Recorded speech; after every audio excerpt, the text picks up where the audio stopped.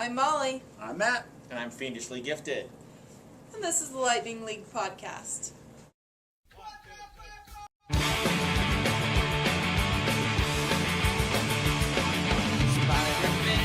Spider-Man, does whatever a spider can. Spins a web in his eyes, catches thieves just like flies. Look out, here comes the Spider-Man. Yes, he's strong, listen, bud. He's got radioactive blood. Can't sleep from a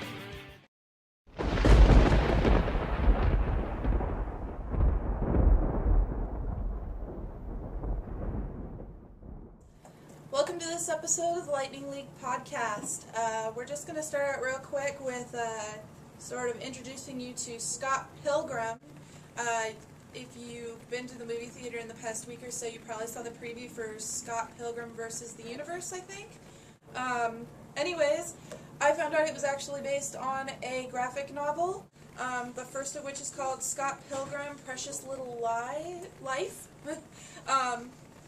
It's about a Canadian young man. He's about 23. He's part of a band, living his normal, boring life.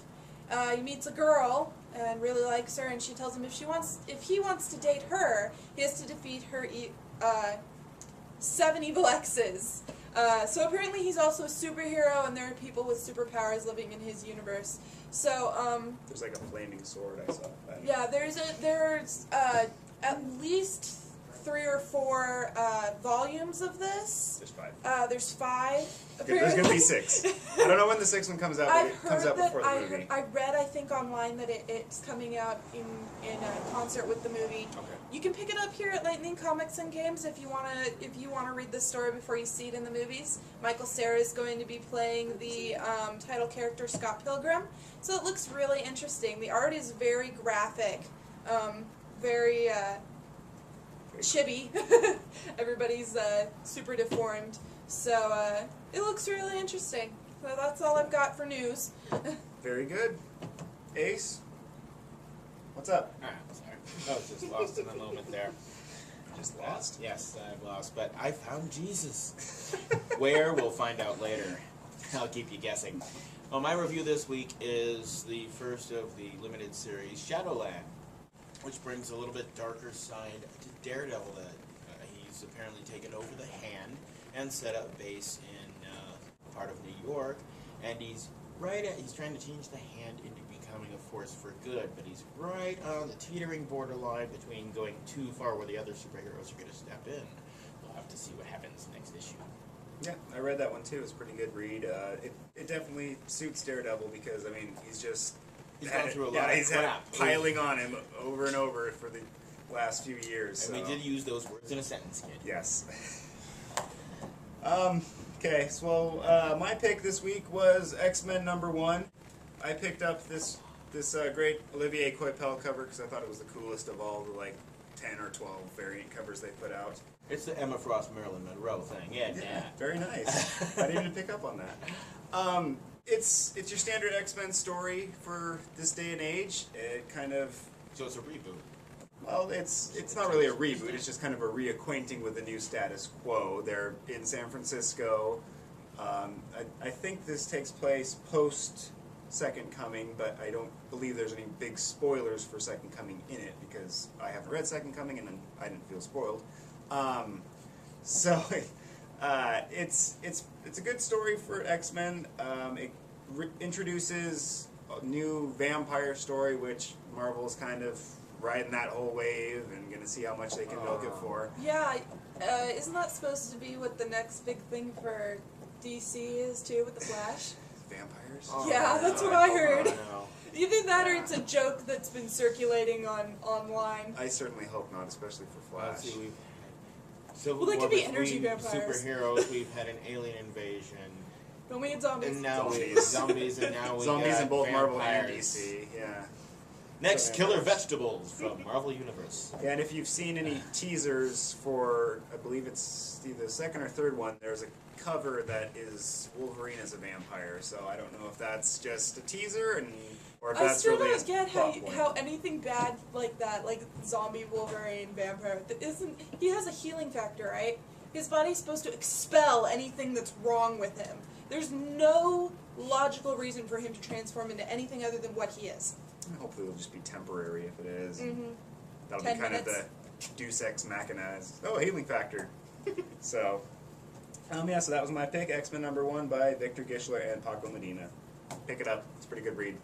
The vampires do not sparkle in X-Men. Thank you, Nick. Now back to Molly's review. I got Superman #700, the anniversary. 2 short stories, the aftermath of the 100-minute war with Superman. Lois Lane fights the pink guy who absorbs Parasite. people's powers.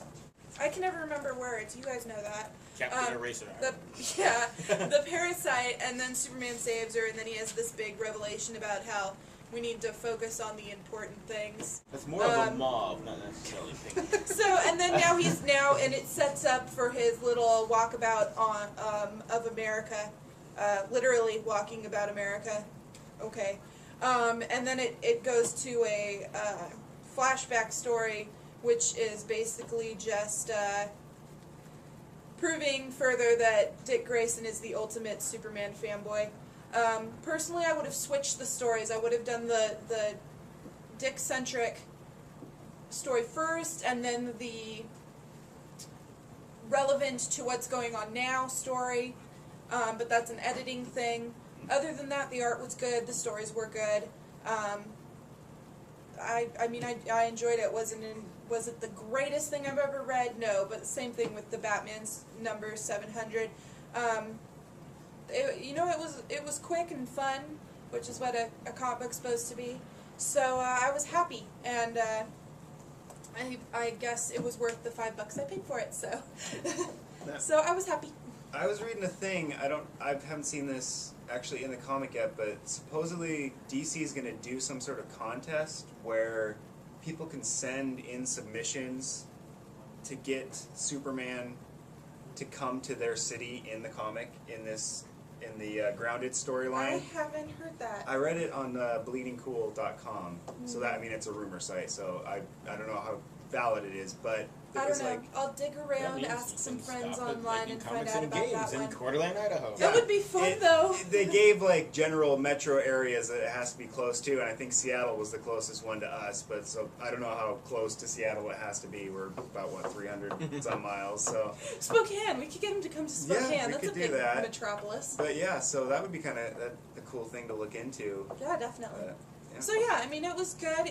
It gave you a nostalgia, and then it gave you something that's important. So I thoroughly enjoyed it. Cool. Very good. So. How about a word from our sponsor, Lightning Comics and Games? You've heard the thunder, now come see the lightning. Timbo's Lightning Comics and Games, Idaho's premier comic book and game store.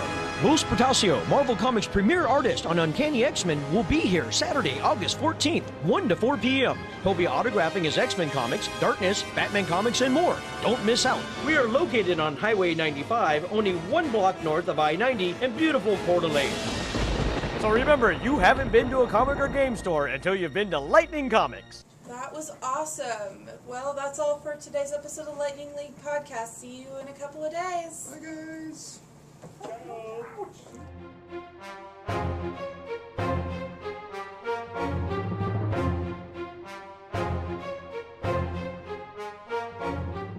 Found myself. It's so fluffy!